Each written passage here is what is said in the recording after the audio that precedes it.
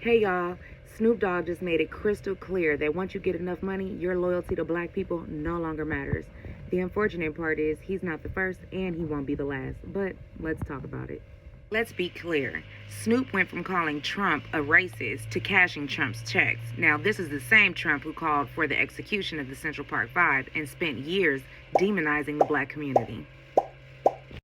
You better believe that I hate the people that took this girl and raped her brutally. You better believe it. Trump put his money where his mouth is by taking out this full-page ad in 4 New York City newspapers. Bring back the death penalty. We became known as the Central Park Five.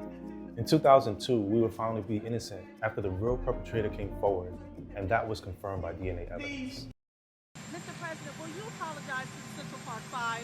They've been exonerated, there have been videos, movies shown about the case, and you came out with a full-page ad saying that they should die, that they should have the death penalty. Why do you bring that question up now? It's an interesting time to bring it up. You have people on both sides of that. They admitted their guilt.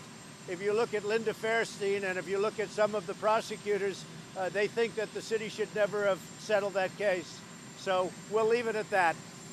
This is who Snoop is breaking bread with, a man who profits off of black suffering and still admits to doing no wrong.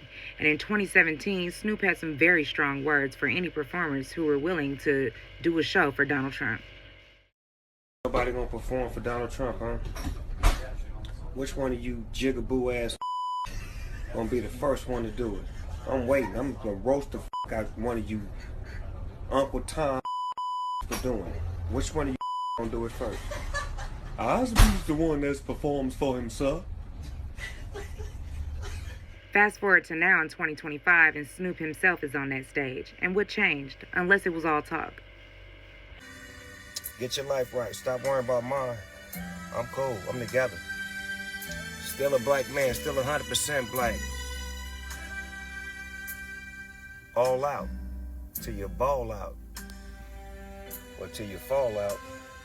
Translation, he got the bag and he doesn't even care. He wants y'all to stop talking about it while he continues to cash out on the same system that profits off the suffering of black people.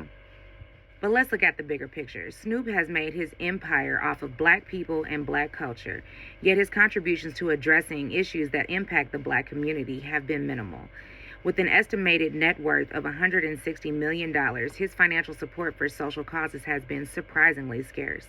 For instance, in collaboration with Colin Kaepernick's $1 million pledge, Snoop donated $25,000 for Mothers Against Police Brutality. Now, don't get me wrong, while any contribution is commendable, this amounts to a mere fraction of his wealth. Meanwhile, he'll spend more than $50,000 a year for a personal blunt roller, but when it comes down to black liberation, it's straight crickets, which is a shame. And despite his massive platform, Snoop barely uses it to post anything about pressing issues for the black community. He'll talk about weed, the latest sports game, and entertainment, but where's the same energy for the black community that made him rich? I'll wait. This raises a critical question.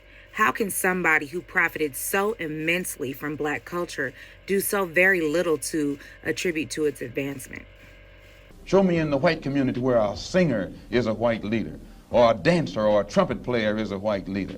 These aren't leaders. These are puppets and clowns that have been set up over the black community by the white community and have been made celebrities and usually say exactly what they know that the white man wants to hear.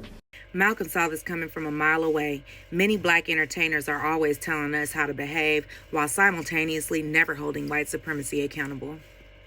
We can even look to other leaders like Huey P. Newton in his speech, Black Capitalism Reanalyzed in 1971, when he says, "We see very little difference between blacks who make profits from the black community and refuse to contribute to black survival programs, and the white profiteers such as Mayfair, or, in this situation, President Trump." Martin Luther King even touched on something similar in his speech at Southern Christian Leadership Conference Staff Retreat in May of 1967, when he said, "We must recognize that we can't solve all of our problems now until there is a radical distribution of economic and political power." So the real question is, at what point does wealth remove loyalty to the people? Because Snoop is not alone in this. We've seen it from Jay-Z, Ice Cube, Kanye, and the list goes on. Like, at some point, we have to recognize that these folks simply ain't for us no more. And this is really why we can't rely on celebrities to lead the movement. Like, their money will protect them, but who is protecting us? So let me know in the comments. Do you think there's a certain amount of money that makes people just stop caring, or did they ever care in the first place? I'm interested in your take.